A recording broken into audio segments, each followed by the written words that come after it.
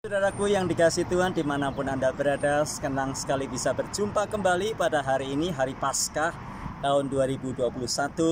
Dan kita akan meneruskan bahasan kita dari Injil Matius pasal yang ke-12. Hari ini kita tiba di ayat yang ke-9 hingga ayat yang ke-14. Matius 12 ayat 9 sampai 14, demikian firman Tuhan. Setelah pergi dari sana, Yesus masuk ke rumah ibadat mereka. Di situ ada seorang yang mati sebelah tangannya. Mereka bertanya kepadanya, "Bolehkah menyembuhkan orang pada hari Sabat?" Maksud mereka ialah supaya dapat mempersalahkan dia. Tetapi Yesus berkata kepada mereka, "Jika seorang dari antara kamu mempunyai seekor domba, dan domba itu terjatuh ke dalam lubang pada hari Sabat, tidakkah ia akan menangkapnya dan mengeluarkannya? Bukankah manusia jauh lebih berharga daripada domba? Karena itu boleh berbuat baik pada hari Sabat." Lalu kata Yesus kepada orang itu, "Ulurkanlah tanganmu." Dan ia mengulurkannya. Maka pulihlah tangannya itu dan menjadi sehat seperti tangannya yang lain. Lalu keluarlah orang-orang Farisi itu dan bersekongkol untuk membunuh dia. Bagian ini adalah lanjutan dari Matius 12 ayat yang pertama sampai ayat yang ke-8. Kemarin kita sudah belajar bahwa orang-orang Farisi berusaha untuk mencari-cari kesalahan Yesus.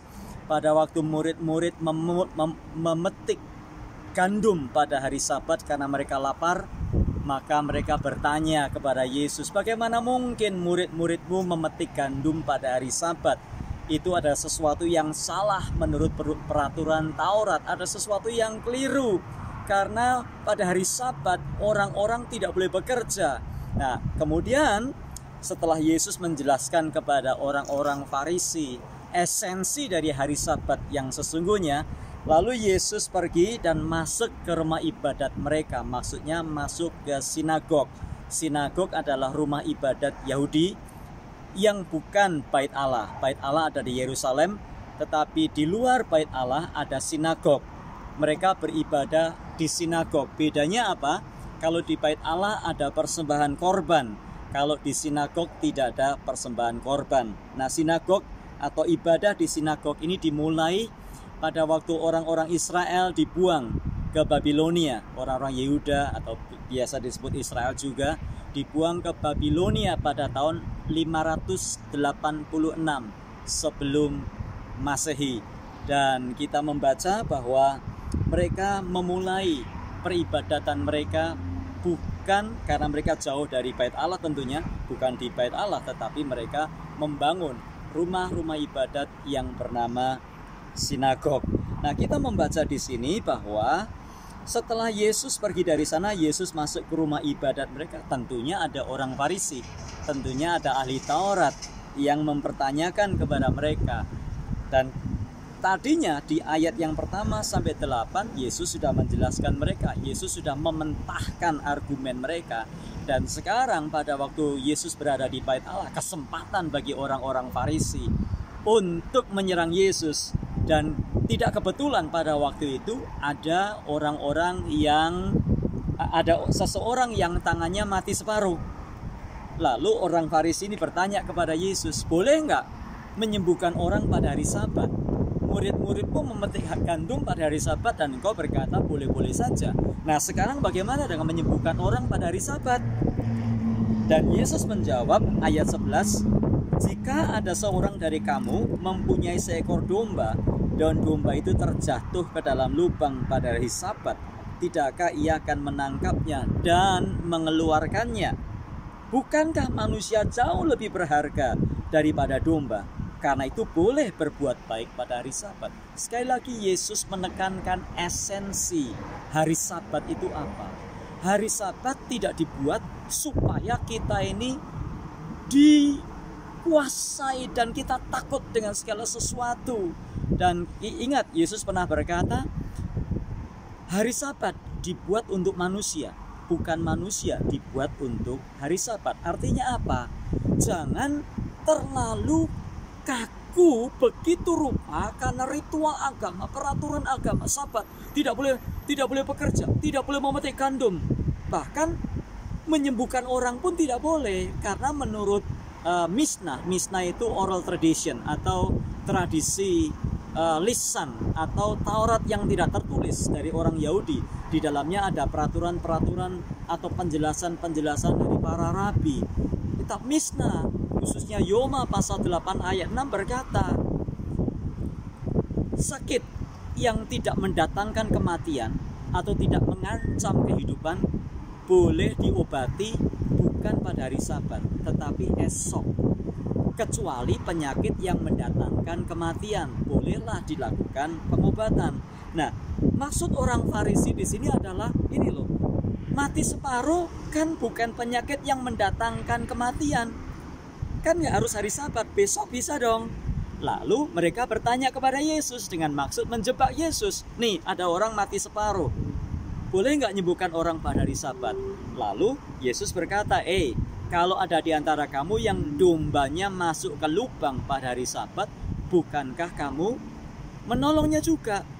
Nah, manusia lebih berharga daripada domba. Manusia lebih berharga dari binatang. Karena itu berbuat pada hari Sabat diperbolehkan. Esensi hari Sabat adalah supaya Anda dan saya ingat, supaya kita beribadah kepada Tuhan. Tapi jangan sampai peraturan agamawi, religiusitas kita itu menghalangi kita untuk berbuat baik kepada sesama. Ini yang dimaksud Yesus. Kalau ada orang yang mati separuh dan bisa ditolong hari itu juga, kenapa harus ditunda sampai besok? Nah, ini pelajaran bagi kita. Kenapa sih kita ini kok selalu menunda-nunda?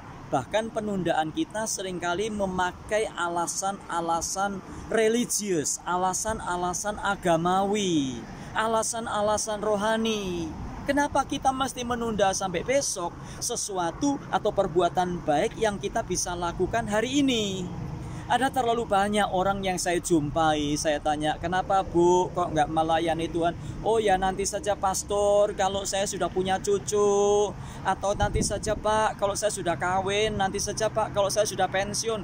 Kalau saya sudah pensiun Pak, saya mau melayani Tuhan. Kalau saya sudah pensiun Pak, saya mau melayani sepenuh waktu. Kalau saya sudah pensiun Pak, saya mau menjadi misionari. Kenapa mesti sampai pensiun? Ya kalau kita bisa pensiun, kalau besok kita mati bagaimana? Tidak ada yang tahu kan? Nah, inilah yang dimaksudkan Tuhan Yesus. Kenapa kita harus menunda-nunda sesuatu yang kita bisa lakukan? Memang dalam hal itu ada kaitannya dengan peraturan Sabat, tetapi esensinya adalah jangan menggunakan dalil-dalil agama atau dalil-dalil agamawi yang begitu ketat sehingga kita menunda segala sesuatu, padahal perbuatan baik itu ada di depan mata kita. Nah, hari ini coba pikirkan Bapak Ibu, apa yang kita bisa lakukan hari ini? Memberi. Bahkan ada orang memberi untuk gereja pun nunggu, katanya kalau sudah kaya. Nanti Pak, saya mau persembahan kalau sudah kaya. Ya, kalau masih miskin gini Pak, nggak perpuluhan. Nanti kalau sudah kaya Pak, saya perpuluhan. Ada orang mau membantu pelayanan saja mesti nunggu. Nanti ya kalau saya sudah punya green card, sudah jadi citizen. Nanti kalau saya sudah kaya raya, sudah punya rumah, baru saya bantu. Kenapa?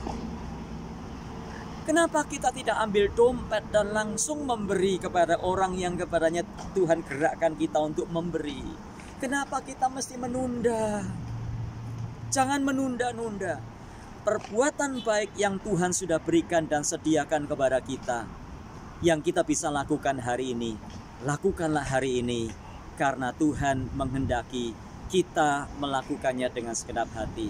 Tuhan memberkati kita. Dan sampai jumpa di lain kesempatan. Saya mau berdoa, Tuhan, terima kasih buat firman-Mu yang sudah kami dengar hari ini. Biar firman ini jadi kekuatan bagi kami untuk kami dapat melakukan apa yang terbaik, baik kepada Tuhan maupun kepada sesama yang kami bisa lakukan hari ini. Terpuji Engkau kekal selamanya. Dalam Tuhan Yesus kami berdoa. Amin. Tuhan memberkati kita sekalian dan sampai jumpa esok dalam bahasan ayat-ayat selanjutnya. Selamat Paskah, Tuhan memberkati kita semua. Amin.